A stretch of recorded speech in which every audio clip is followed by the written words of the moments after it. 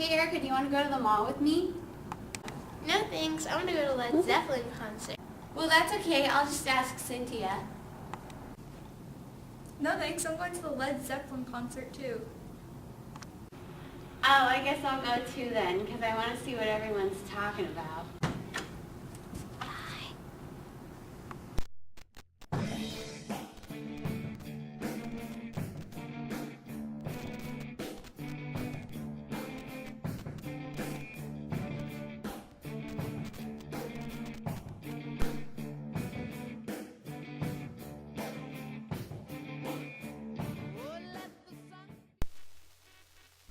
One of the two will be number one.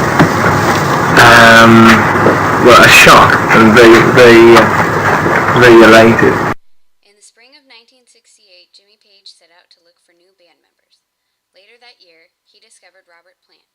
The two hit it off and eventually Plant joined the band. Robert convinced Jimmy to let John Bonham join as a drummer. Last was John Paul Jones. At the suggestion of his wife, he contacted the band about the bass guitarist, keyboardist position.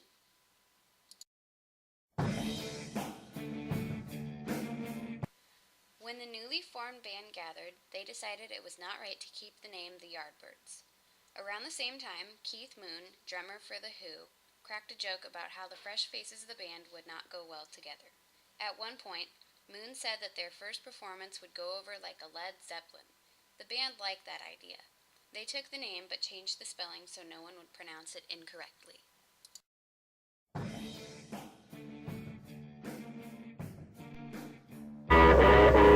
It's cool, it's groovy, it's number one, the Led Zeppelin. Their self-titled debut album was released January 12, 1969. Later, on October 22, 1969, the band released Led Zeppelin II. The hit single Whole Lotta Love made it to number 4 on the charts after that album. Around a year later, Led Zeppelin III was released.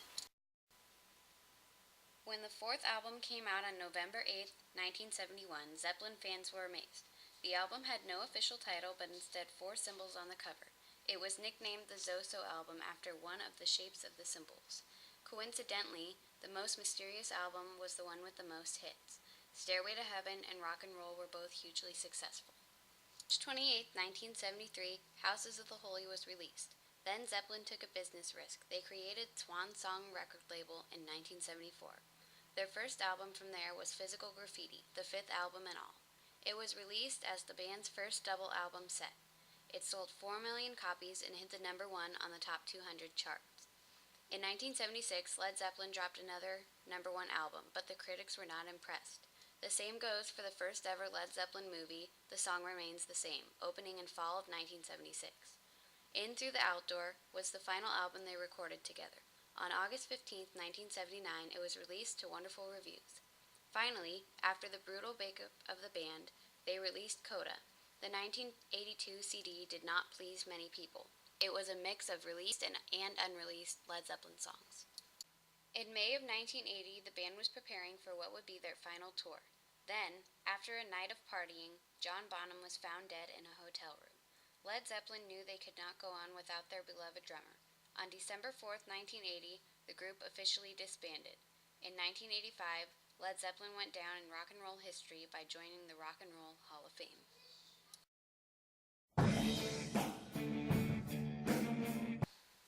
In 2007, Led Zeppelin had a one-night reunion tour in London.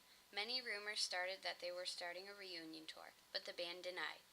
No matter what happens with Led Zeppelin, they will always be one of the biggest and best rock bands that the world has. Are you a smash over here as well as over there? As much of? Well, there's more people here.